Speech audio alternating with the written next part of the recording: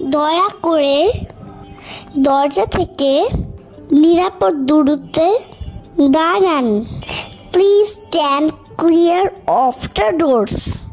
Train 30, গন্তব্যস্থল মতিঝিল। পরের station Bangladesh সচিবালয়।